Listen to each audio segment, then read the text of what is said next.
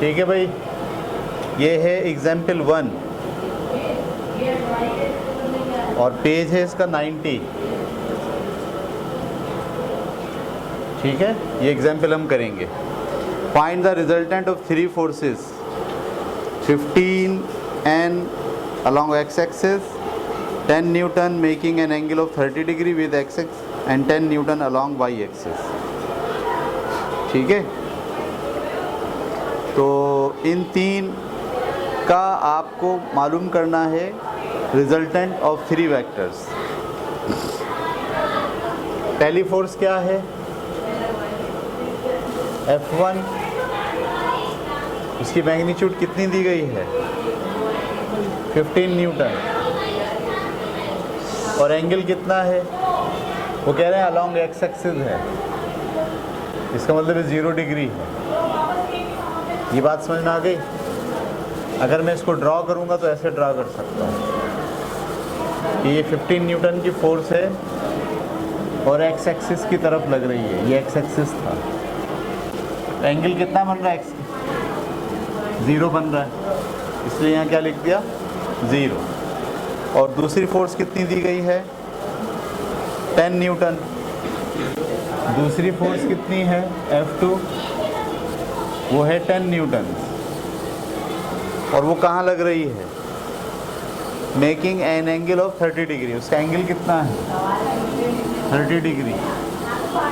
इसका मतलब है दूसरी जो फोर्स मुझे बनानी है वो यहाँ बनानी है ना। और कितनी बनानी है? 10 न्यूटन की। कितने एंगल पर? 30 डिग्री के एंगल पर, इससे थोड़ी छोटी। ये F1 हो गया और ये क्या हो गया? F2 हो गया। और एंगल कितना है इसका? 30 डिग्री। और तीसरी फोर्स के बारे में कह रहे हैं वो 10 न्यूटन की है, वो अलॉन्ग y एक्सिस लग रही है। y एक्सिस का मतलब ऐसे लग रही है। अगर हम इसको फिर तीसरा फैक्टर यहाँ बनाएं तो जो तीसरी फोर्स है 10 न्यूटन की, वो कहाँ लग रही है? इसी डायरेक्शन में लग रही है, y एक्सिस की डायरेक्शन में लग रही है। तो इसका एंगल कितना है? 90 डिग्री। x एक्सिस से कितना एंगल बना रही है वो? तो रिजल्टेंट मालूम करना है। रिजल्टेंट मालूम करने का मतलब ये फासला मालूम करना है आपको। ये बात क्लियर हो गई? तो तीसरी जो फोर्स है उसको नाम क्या दे रहे हैं हम? F3। और उसकी मैग्नीट्यूड कितनी है? 10 न्यूटन। और उसका एंगल कितना है? 90 डिग्री। ये बातें आपकी समझ में आई? ये 0 डिग्री सवाल में लिख के नहीं दिया हुआ। बोला क्या था? एक्स एक्सिस पे लग रही है। हमने खुद अंदाज़ा लगाया कि एक्स एक्सिस के ऊपर कितना एंगल बनेगा? 0 डिग्री का। ये इन्होंने बताया 30 डिग्री का एंगल बन रहा है। और ये बताया कि ये y एक्सिस के ऊपर जा रहा है। y एक्सिस पर एंगल कितना बनता है x के लिहाज से? 90 डिग्री। ठीक है, तो हमें इसका क्या निकालना है? रिजल्टेंट निकालना है। आपको पता है रिजल्टेंट निकालने के लिए क्या करते हैं? इसका एक परपेंडिकुलर ड्रॉ करते हैं। ये क्या होगा? रिजल्टेंट वेक्टर का x कंपोनेंट होगा। और ये क्या होगा? रिजल्टेंट वेक्टर का y कंपोनेंट होगा। रिजल्टेंट वेक्टर का x कंपोनेंट किसके बराबर दिख रहा है? F1, पूरे F1 के और F2 के x कंपोनेंट के। और इसका तो x कंपोनेंट है ही नहीं। तो हम सबसे पहले क्या करते हैं? सबके x कंपोनेंट और y कंपोनेंट निकाल लेते हैं। F1 का x कंपोनेंट क्या होगा? F1 की मैग्नीट्यूड को मल्टीप्लाई करना पड़ेगा किससे? cos थीटा से। F1 ऐसे लिखा, f की जगह पे 15 और cos ऐसे लिखा थीटा की जगह पे। थीटा कितना दिया हुआ है? 0 डिग्री। जरा देख के बताएं 0 डिग्री की वैल्यू क्या होती है? 1।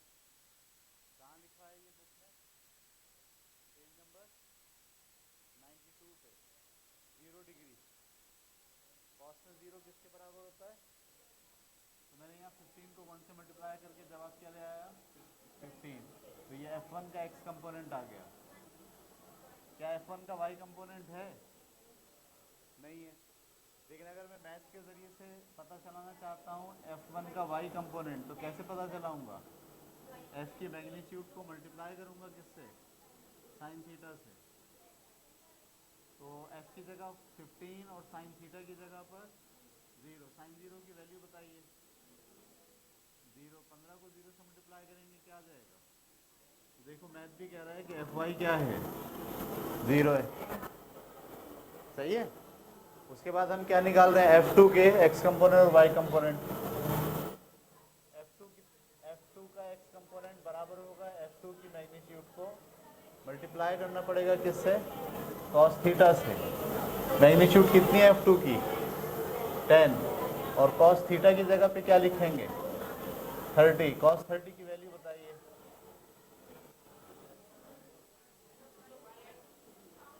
0.8660। 0.8660।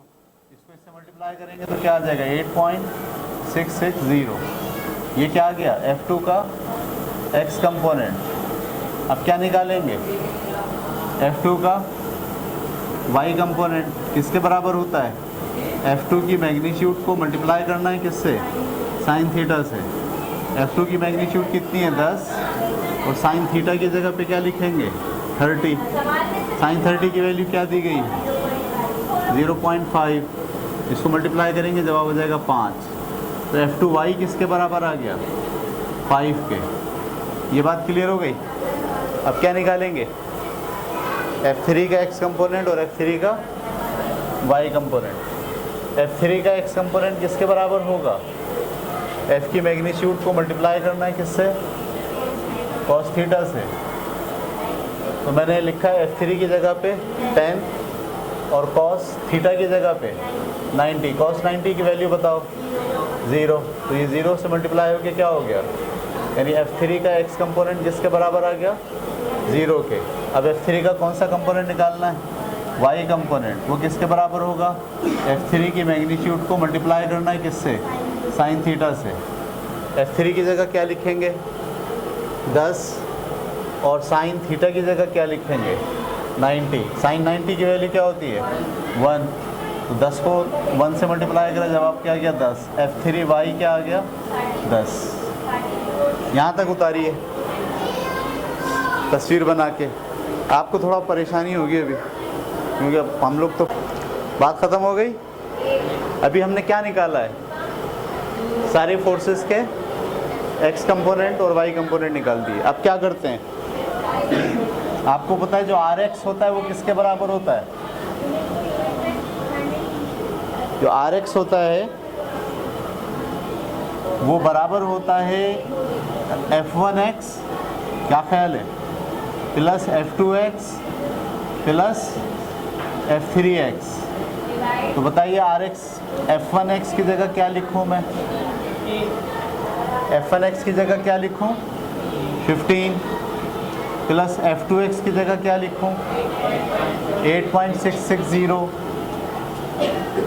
और F3x की जगह क्या लिखूं? 0। इसको जमा कर लीजिए, 15 और 8 23, तो 23.660। ये क्या आ गया आपके पास? Rx। अब क्या निकालना है? Ry। Ry किसके बराबर होगा?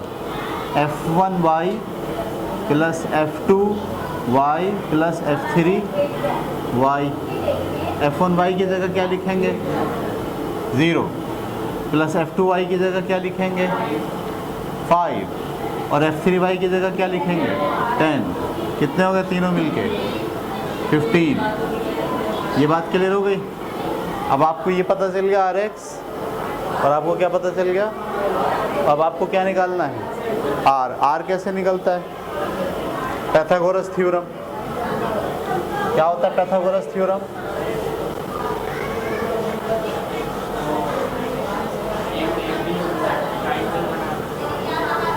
पाइथागोरस थ्योरम क्या होता है?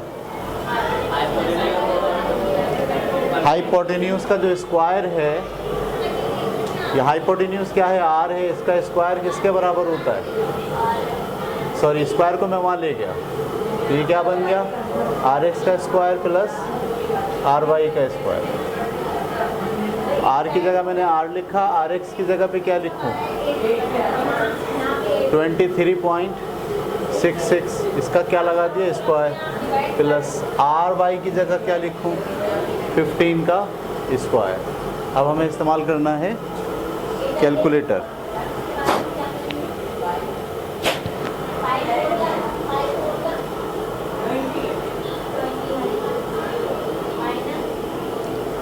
इसका स्क्वायर निकालना है 23.66 का,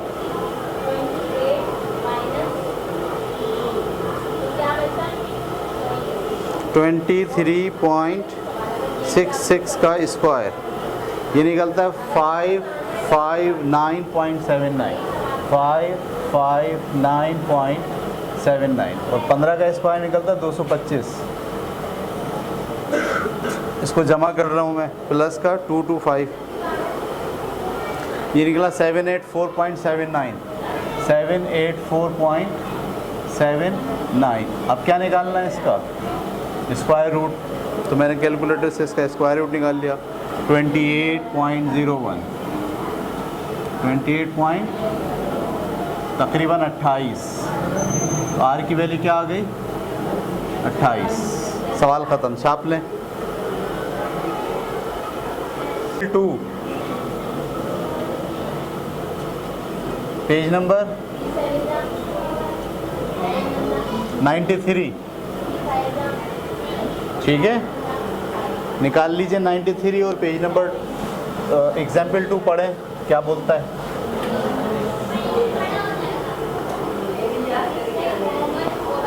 अ man is pushing a wheelbarrow, trolley को क्या बोलते हैं, व्हील बैरो। एक आदमी धक्का लगा रहा है व्हील बैरो को, तस्वीर दिख रही है आपको, ऑन अ हॉरिजॉन्टल ग्राउंड, एक ग्राउंड के ऊपर, with a force of 300 Newton. कितनी फोर्स लगा रहा है और एंगल कितना बन रहा है 60 degree. Find the horizontal and vertical component of the force, force के हॉरिजॉन्टल और वर्टिकल कंपोनेंट बनाने हैं आपको। क्लियर हो गई बात आपको।